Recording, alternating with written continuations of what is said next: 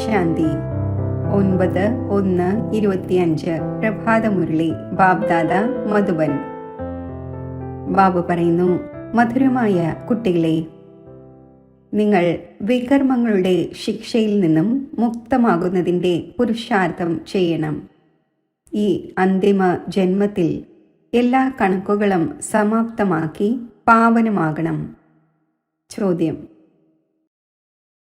ചതിയിൽപ്പെടുത്തുന്നവനായ മായ ഏതൊരു പ്രതിജ്ഞ ലംഘിപ്പിക്കുവാൻ ശ്രമിക്കുന്നു? ഉത്തരം: ഒരു ദേഹധാരിയോടും നമ്മൾ ഹൃദയം ചേർക്കില്ല എന്ന് നിങ്ങൾ പ്രതിജ്ഞ ചെയ്തിട്ടുണ്ട്. ആത്മാവ് പറയുന്നു, നമ്മൾ ഒരു ബാബയെ മാത്രം ഓർമ്മിക്കും, തൻ്റെ ദേഹത്തെ പോലും ഓർമ്മിക്കുകയില്ല. ബാബ ദേഹസഹിതം സർവ്വതിൻ്റെയും സന്യാസം ചെയ്യിക്കുന്നു. എന്നാൽ മായ ഈ പ്രതിജ്ഞയെ ലംഘിപ്പിക്കുന്നു. ദേഹത്തിൽ മോഹം ഉണ്ടാകുന്നു. ആര് പ്രതിജ്ഞ ലംഘിക്കുന്നുവോ അവർക്ക് ശിക്ഷകളും വളരെയധികം അനുഭവിക്കേണ്ടി വരുന്നു. ഗീതം: നീ തന്നെ മാതാവും പിതാവും നീ തന്നെ. ഓം ശാന്തി. ഉയർന്നതിലും ഉയർന്ന ഭഗവാന്റെ മഹിമയും ചെയ്തിരിക്കുകയാണ്, പിന്നെ അപകീർത്തിയും ചെയ്തിരിക്കുകയാണ്. ഇപ്പോൾ ഉയർന്നതിലും ഉയർന്ന ബാബ സ്വയം വന്ന് തൻ്റെ പരിചയം നൽകുന്നു. പിന്നെ എപ്പോഴാണോ രാവണന്റെ രാജ്യം ആരംഭിക്കുന്നത്, അപ്പോൾ അതിൻ്റെ മഹത്വം കാണിക്കുന്നു. ഭക്തിമാർഗത്തിൽ ഭക്തിയുടെ തന്നെ രാജ്യമാണ്. അതിനാൽ രാവണ രാജ്യം എന്ന് പറയുന്നു. അത് രാമരാജ്യം, ഇത് രാവണരാജ്യം. രാമന്റെയും രാവണന്റെയും തന്നെയാണ് താരതമ്യം ചെയ്യപ്പെടുന്നത്. പിന്നെ മറ്റേത് ത്രേതയിലെ രാജാവായ രാമനാണ്. അതിനെക്കുറിച്ചല്ല പറയുന്നത്. രാവണൻ പകുതി കൽപ്പത്തെ രാജാവാണ്, രാമൻ പകുതി കൽപ്പത്തെ രാജാവാണ് എന്നല്ല. അല്ല, ഇത് ഡീറ്റെയിലായി മനസ്സിലാക്കേണ്ട കാര്യങ്ങളാണ്. പിന്നെ അത് മനസ്സിലാക്കേണ്ട തീർത്തും സഹജമായ കാര്യമാണ്. നമ്മൾ എല്ലാവരും സഹോദരന്മാരാണ്. നമ്മൾ സർവരുടെയും ഒരു ആ പിതാവ് ഒരു നിരാകാരനാണ്. ബാബയ്ക്കറിയാം, ഈ സമയത്ത് എൻ്റെ എല്ലാ കുട്ടികളും രാവണന്റെ ജയിലിലാണ്. കാമചിന്തയിലിരുന്ന് എല്ലാവരും കറുത്തുപോയി. ഇത് ബാബ അറിയുന്നുണ്ട്. ആത്മാവിൽ തന്നെയാണല്ലോ മുഴുവൻ നോളജും ഉള്ളത്. ഇതിലും ഏറ്റവും കൂടുതൽ മഹത്വം നൽകേണ്ടത് ആത്മാവിനെയും പരമാത്മാവിനെയും അറിയുന്നതിലാണ്. ചെറിയൊരു ആത്മാവിൽ എത്ര പാർട്ട് അടങ്ങിയിട്ടുണ്ട്, അത് അഭിനയിച്ചു കൊണ്ടിരിക്കുന്നു. ദേഹാഭിമാനത്തിൽ വന്ന് പാർട്ട് അഭിനയിക്കുന്നു. അപ്പോൾ സ്വധർമ്മത്തെ മറന്നു പോകുന്നു. ഇപ്പോൾ ബാബ വന്ന് ആത്മാഭിമാനി ആക്കുന്നു. കാരണം ഞാൻ പാവനമാകട്ടെ എന്ന് ആത്മാവ് തന്നെയാണ് പറയുന്നത്. അപ്പോൾ ബാബ പറയുന്നു, എന്നെ മാത്രം ഓർമ്മിക്കൂ. ആത്മാവ് വിളിക്കുന്നു, ഹേ പരംപിതാവേ, ഹേ പതീത പാവന. നമ്മൾ ആത്മാക്കൾ പതീതമായിരിക്കുകയാണ്. വന്ന് നമ്മളെ പാവനമാക്കൂ. സംസ്കാരവും എല്ലാം ആത്മാവിലാണല്ലോ ഉള്ളത്. ആത്മാവ് സ്പഷ്ടമായി പറയുന്നു, നമ്മൾ പതീതമായിരിക്കുകയാണ്. പതീതം എന്ന് പറയുന്നത് വികാരത്തിൽ പോകുന്നവരെയാണ്. പതീതമായ മനുഷ്യർ പാവന നിർവികാരി ദേവതമാരുടെ മുന്നിൽ പോയി ക്ഷേത്രത്തിൽ അവരുടെ മഹിമ പാടുന്നു. ബാബ മനസ്സിലാക്കിച്ചു തരുന്നു, കുട്ടികളെ, നിങ്ങൾ തന്നെയാണ് പൂജ്യ ദേവതയായിരുന്നത്. 84 ജന്മം എടുത്തെടുത്ത് താഴെ തീർച്ചയായും ഇറങ്ങേണ്ടി വരും. ഈ കളി തന്നെ പതീതത്തിൽ നിന്നും പാവനവും പാവനത്തിൽ നിന്നും പതീതവും ആകുന്നതിൻ്റെതാണ്. മുഴുവൻ ജ്ഞാനവും ബാബ വന്ന് സൂചനയിലൂടെ മനസ്സിലാക്കിച്ചു തരുന്നു. ഇപ്പോൾ എല്ലാവരുടെയും അന്തിമ ജന്മമാണ്. എല്ലാവർക്കും കണക്കുകൾ സമാപ്തമാക്കി പോകേണ്ടതുണ്ട്. ബാബ സാക്ഷാത്കാരം നൽകുന്നു. പതീതർക്ക് തൻ്റെ വികർമ്മങ്ങളുടെ ശിക്ഷ തീർച്ചയായും അനുഭവിക്കേണ്ടി വരുന്നു. അവസാനമുള്ള ഏതെങ്കിലും ജന്മം നൽകി തന്നെയായിരിക്കും ശിക്ഷ നൽകുന്നത്. മനുഷ്യ ശരീരത്തിൽ തന്നെയാണ് ശിക്ഷ അനുഭവിക്കുന്നത്. അതിനാൽ ശരീരം തീർച്ചയായും ധാരണ ചെയ്യേണ്ടി വരും. ആത്മാവ് ഫീൽ ചെയ്യുന്നു, ഞാൻ ശിക്ഷ അനുഭവിച്ചു കൊണ്ടിരിക്കുകയാണ്. ഏതുപോലെ കാശി കൽവേട്ടിൽ ചാടുന്ന സമയത്ത് ശിക്ഷ അനുഭവിക്കുന്നു. ചെയ്തുപോയ പാപങ്ങളുടെ സാക്ഷാത്കാരമുണ്ടാകുന്നു. അപ്പോൾ പറയുന്നു, ഭഗവാനെ ക്ഷമിക്കൂ, ഞാൻ വീണ്ടും ഇങ്ങനെ ചെയ്യില്ല. ഈ ക്ഷമ ചോദിക്കുന്നതെല്ലാം സാക്ഷാത്കാരത്തിൽ തന്നെയാണ്. ഫീൽ ചെയ്യുന്നു, ദുഃഖം അനുഭവിക്കുന്നു. ഏറ്റവും കൂടുതൽ മഹത്വവും ആത്മാവിൻ്റെയും പരമാത്മാവിൻ്റെയുമാണ്. ആത്മാവ് തന്നെയാണ് 84 ജന്മങ്ങളുടെ പാർട്ട് അഭിനയിക്കുന്നത്. അപ്പോൾ ആത്മാവ് ഏറ്റവും പവർഫുള്ളായല്ലോ. മുഴുവൻ ഡ്രാമയിലും മഹത്വം ആത്മാവിൻ്റെയും പരമാത്മാവിൻ്റെയുമാണ്. അത് ആരും അറിയുന്നില്ല. ആത്മാവ് എന്താണ്, പരമാത്മാവ് എന്താണ് എന്ന് ഒരു മനുഷ്യൻ പോലും അറിയുന്നില്ല. ഡ്രാമയനുസരിച്ച് ഇതും നടക്കേണ്ടതുണ്ട്. കുട്ടികളായ നിങ്ങൾക്കും ജ്ഞാനമുണ്ട്. ഇത് പുതിയ കാര്യമൊന്നുമല്ല. കഴിഞ്ഞ കൽപ്പത്തിലും ഇത് നടന്നിരുന്നു. ജ്ഞാനം, ഭക്തി, വൈരാഗ്യം എന്ന് പറയുന്നു. പക്ഷേ അർത്ഥം മനസ്സിലാക്കുന്നില്ല. ബാബ, അതായത് ബ്രഹ്മാവ്, ഈ സന്യാസിമാരുടെയും മറ്റും കൂട്ടുകെട്ടിൽ വളരെയധികം ഇരുന്നിട്ടുണ്ട്. കേവലം പേര് മാത്രം പറയുന്നു. ഇപ്പോൾ നിങ്ങൾ കുട്ടികൾ നല്ല രീതിയിൽ അറിയുന്നുണ്ട്, നമ്മൾ പഴയ ലോകത്തിൽ നിന്നും പുതിയ ലോകത്തിലേക്ക് പോകുന്നു. ലോകത്തോട് തീർച്ചയായും വൈരാഗ്യം വരുത്തേണ്ടി വരും. ഇതിനോട് എന്തിന് ഹൃദയം ചേർക്കണം? നിങ്ങൾ പ്രതിജ്ഞ ചെയ്തിട്ടുണ്ട്, ഒരു ദേഹധാരിയോടും ഹൃദയം ചേർക്കുകയില്ല. ആത്മാവ് പറയുന്നു, നമ്മൾ ഒരു ബാബയെ തന്നെ ഓർമ്മിക്കും, സ്വന്തം ദേഹം പോലും ഓർമ്മിക്കുകയില്ല. ബാബ ദേഹസഹിതം എല്ലാത്തിൻ്റെയും സന്യാസം ചെയ്യിക്കുന്നു. പിന്നെ മറ്റുള്ളവരുടെ ദേഹത്തോട് നമ്മൾ എന്തിനു മോഹം വയ്ക്കണം? ആരോടെങ്കിലും മോഹം ഉണ്ടായിരിക്കുമെങ്കിൽ അവരുടെ ഓർമ്മ വന്നുകൊണ്ടിരിക്കും. പിന്നെ ഈശ്വരൻ ഓർമ്മ വരിക സാധ്യമല്ല. പ്രതിജ്ഞ ലംഘിക്കുന്നു. അപ്പോൾ ശിക്ഷയും വളരെയധികം അനുഭവിക്കേണ്ടി വരുന്നു. പദവിയും ഭ്രഷ്ടമായി പോകുന്നു. അതിനാൽ എത്ര സാധിക്കുമോ ബാബയെ തന്നെ ഓർമ്മിക്കണം. മായ വളരെയധികം ചതിയിൽപ്പെടുത്തുന്നവനാണ്. ഏതൊരവസ്ഥയിലും മായയിൽ നിന്നും സ്വയം തന്നെ രക്ഷിക്കണം. ദേഹാഭിമാനത്തിൻ്റേത് വളരെ കടുത്ത രോഗമാണ്. ബാബ പറയുന്നു, ഇപ്പോൾ ദേഹി അഭിമാനിയാകൂ, ബാബയെ ഓർമ്മിക്കൂ. അപ്പോൾ ദേഹാഭിമാനത്തിൻ്റെ രോഗം മാറട്ടെ. മുഴുവൻ ദിവസവും ദേഹാഭിമാനത്തിൽ ഇരിക്കുന്നു. ബാബയെ ഓർമ്മിക്കുന്നത് വളരെ പ്രയാസമാണ്. ബാബ മനസ്സിലാക്കിച്ചു തന്നിട്ടുണ്ട്, കൈകൾ കർമ്മം ചെയ്യട്ടെ, ഹൃദയം ഓർമ്മിക്കട്ടെ. ഏതുപോലെ പ്രിയതമയും പ്രിയതമനും ജോലികൾ ചെയ്യുമ്പോഴും തൻ്റെ പ്രിയതമനെ തന്നെ ഓർമ്മിച്ചുകൊണ്ടിരിക്കുന്നു. ഇപ്പോൾ ആത്മാക്കളായ നിങ്ങൾക്ക് പരമാത്മാവുമായി പ്രീതി വയ്ക്കേണ്ടതുണ്ട്. അപ്പോൾ ആ ഒന്നിനെ തന്നെ ഓർമ്മിക്കേണ്ടതാണല്ലോ. നിങ്ങളുടെ എയിം ഓബ്ജക്റ്റ് തന്നെ നമുക്ക് ദേവി ദേവതയാകണം എന്നാണ്. അതിനുവേണ്ടി പുരുഷാർത്ഥം ചെയ്യണം. മായ തീർച്ചയായും ചതിക്കും. സ്വയം തന്നെ അതിൽ നിന്നും മോചിപ്പിക്കണം. ഇല്ലെങ്കിൽ കുടുങ്ങി മരിക്കും.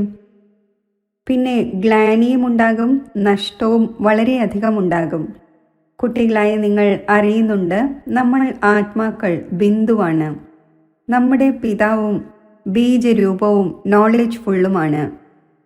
ഇത് വളരെ വണ്ടർഫുള്ളായ കാര്യങ്ങളാണ്. ആത്മാവ് എന്താണ്? അതിൽ എങ്ങനെയാണ് അവിനാശി പാർട്ട് അടങ്ങിയിരിക്കുന്നത്? ഈ ഗുഹ്യമായ കാര്യങ്ങൾ നല്ല നല്ല കുട്ടികൾ പോലും പൂർണ്ണ രീതിയിൽ മനസ്സിലാക്കുന്നില്ല.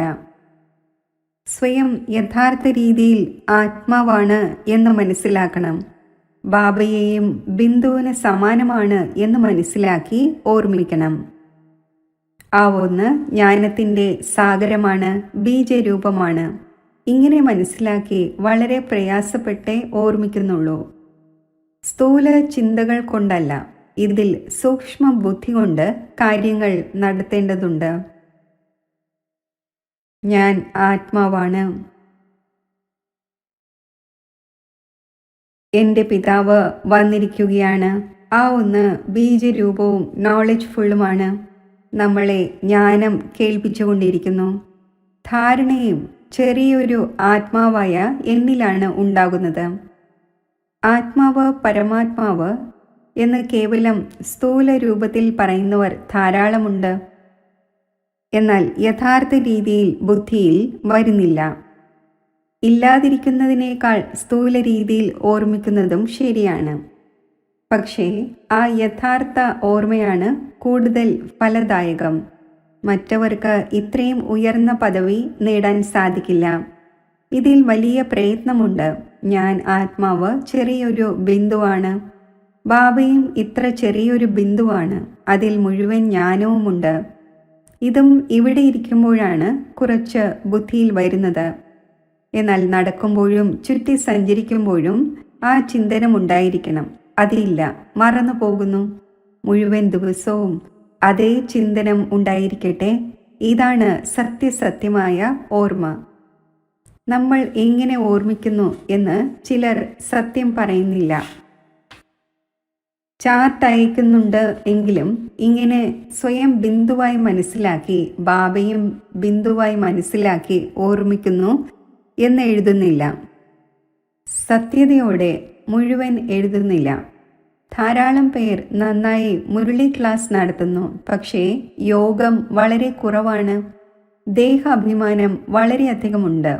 ഈ ഗുപ്ത കാര്യത്തെ പൂർണ്ണമായും മനസ്സിലാക്കുന്നില്ല, സ്മരിക്കുന്നില്ല. ഓർമ്മയിലൂടെ തന്നെയാണ് പാവനമാകേണ്ടത്. ആദ്യം കർമാതീത അവസ്ഥ ആവശ്യമാണല്ലോ. അവർക്ക് തന്നെയാണ് ഉയർന്ന പദവി നേടാൻ സാധിക്കുന്നത്. പിന്നെ മുരളി കേൾപ്പിക്കുന്നവർ ധാരാളമുണ്ട്.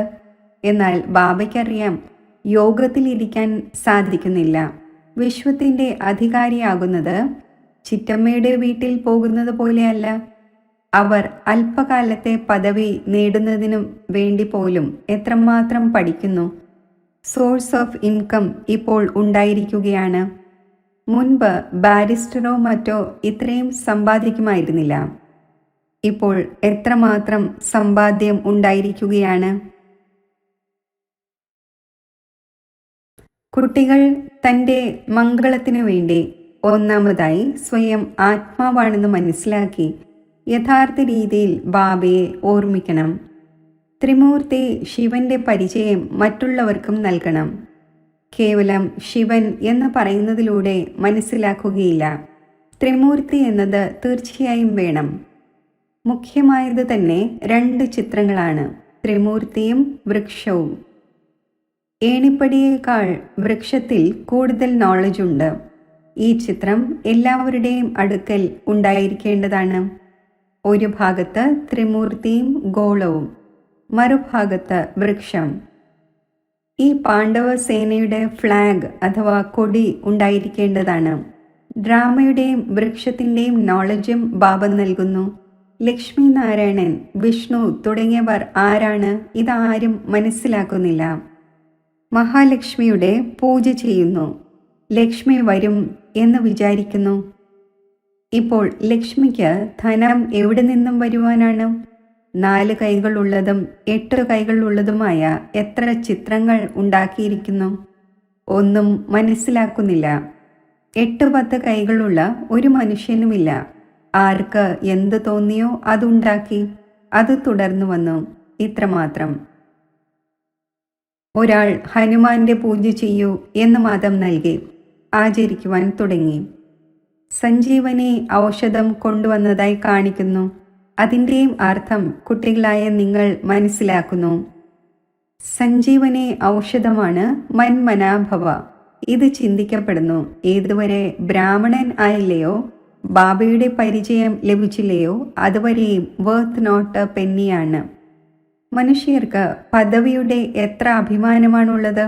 അവർക്ക് മനസ്സിലാക്കിച്ചു കൊടുക്കുന്നതിൽ വളരെയധികം പ്രയാസമുണ്ട്. രാജ്യം സ്ഥാപിക്കുന്നതിൽ എത്ര പ്രയത്നമുണ്ടാകുന്നു. അത് ബാഹുബലമാണ്, ഇത് യോഗബലമാണ്. ഈ കാര്യങ്ങൾ ശാസ്ത്രങ്ങളിലില്ല. വാസ്തവത്തിൽ നിങ്ങൾക്ക് ഏതെങ്കിലും ശാസ്ത്രമോ മറ്റോ റെഫർ ചെയ്യാൻ സാധിക്കില്ല.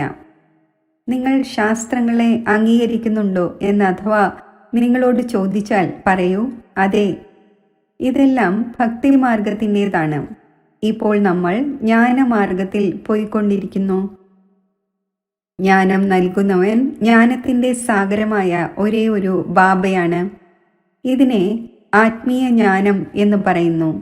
ആത്മാവ് ഇരുന്ന് ആത്മാക്കൾക്ക് ജ്ഞാനം നൽകുന്നു. അത് മനുഷ്യന് നൽകുന്നു. മനുഷ്യന് ഒരിക്കലും സ്പിരിച്വൽ നോളജ് നൽകാൻ സാധിക്കില്ല. ജ്ഞാനത്തിൻ്റെ സാഗരവും പതീത പാവനനും ലിബറേറ്ററും സദ്ഗതിദാതാവും ഒരേ ഒരു ബാബയാണ്. ബാബ മനസ്സിലാക്കിച്ചു തന്നുകൊണ്ടിരിക്കുന്നു, ഇന്നതെല്ലാം ചെയ്യൂ.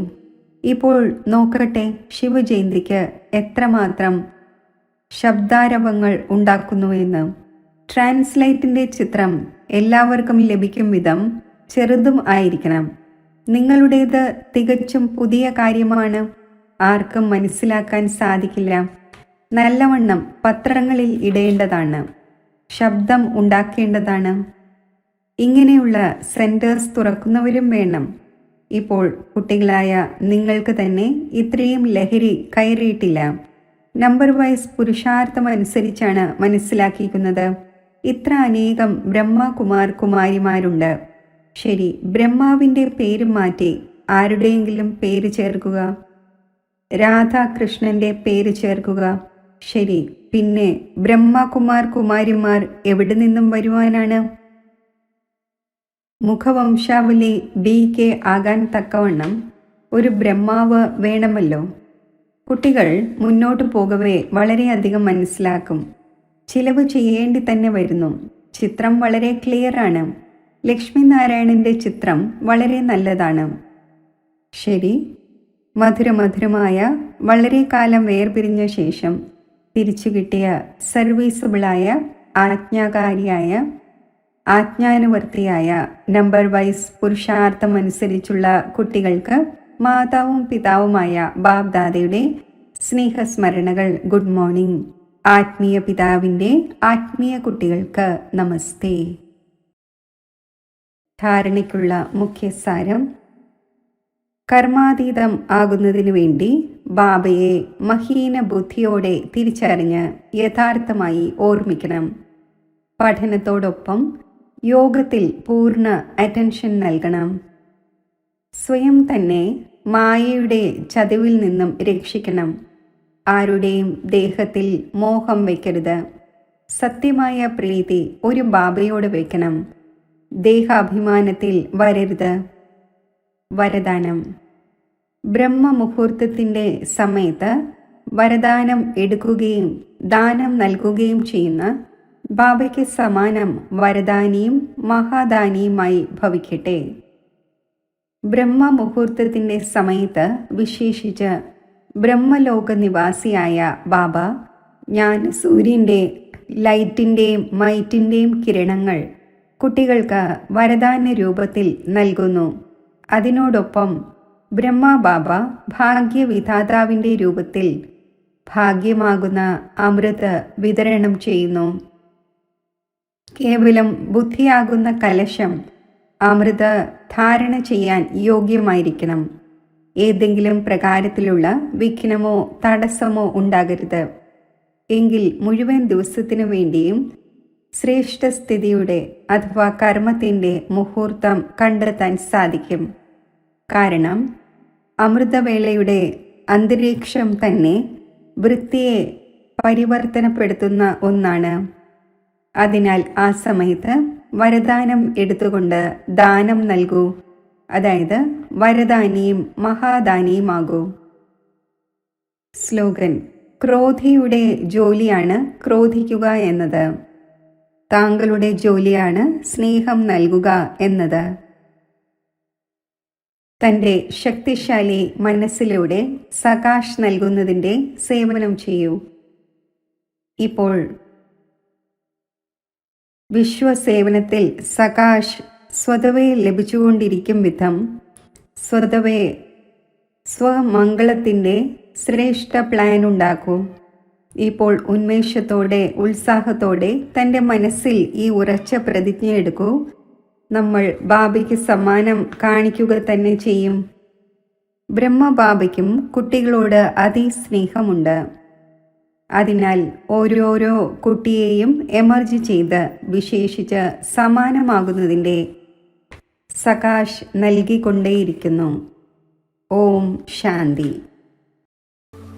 യുഗപരിവർത്തനത്തിൻ്റെ ഈ ശുഭവേളയായ സംഗമ സമയത്തിൽ ഞാൻ എൻ്റെ മൂന്നാമത്തെ നേത്രത്തെ ശക്തിശാലി ആക്കുന്നു. ഈ സ്ഥിതിയിൽ ഒരു ബലം, ഒരു ആശ്രയം എന്ന ദൃഢനിശ്ചയത്തിൽ ഞാൻ സ്ഥിതി ചെയ്യുന്നു. സർവശക്തിവാനായ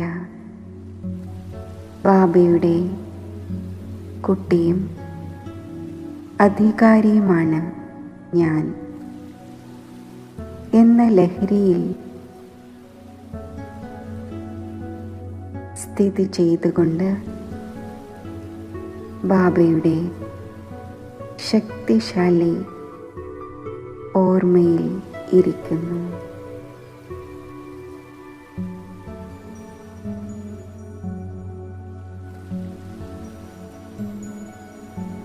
ബാബ എനിക്ക് സർവശക്തികളുടെയും വരദാനങ്ങൾ തരുന്നു. ഞാൻ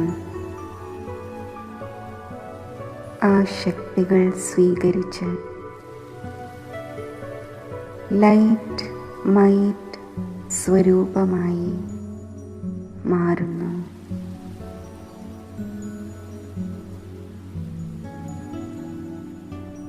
ഈ ശക്തിശാലി യോഗത്തിൽ പ്രജ്വലിതമാകുന്ന യോഗാഗ്നി എൻ്റെ പൂർവ വ്യർത്ഥ സംസ്കാരങ്ങളെ ഭസ്മമാക്കുന്നു.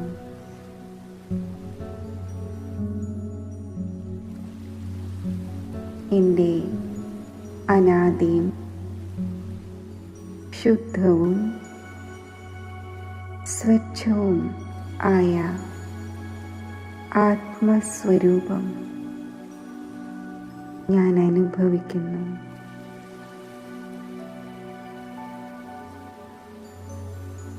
പ്രഭു പാലനയുടെ ദിവ്യ അനുഭവം എനിക്കുണ്ടാകുന്നു.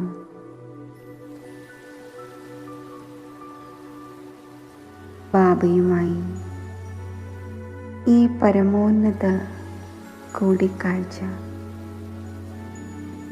എന്നിൽ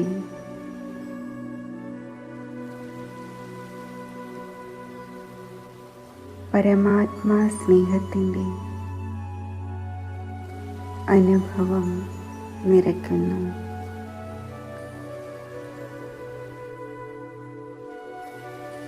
ഈ ശക്തിശാലി സ്ഥിതിയിൽ സ്ഥിതി ചെയ്ത് ദുഃഖിതരും അശാന്തരുമായ ആത്മാക്കൾക്ക് ഞാൻ ഈശ്വരീയ സ്നേഹവും ശക്തികളും ദാനം ചെയ്യുന്നു.